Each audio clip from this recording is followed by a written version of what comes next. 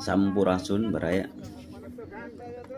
Prosesi mocong yang dilakukan oleh para petani Indonesia di masa lalu memang sudah dilupakan oleh generasi-generasi seperti sekarang ini.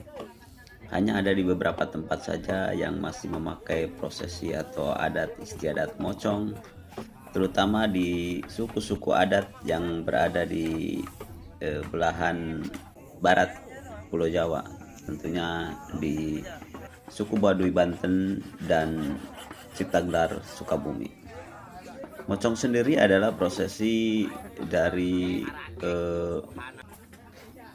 mengikat tali pada gugusan atau rangkaian atau sekumpulan padi yang setelah dipanen dikeringkan dulu beberapa hari sampai kering, dan selanjutnya sebelum dimasukkan atau disimpan di dalam lumbung setelah kering itu ada prosesi mocong.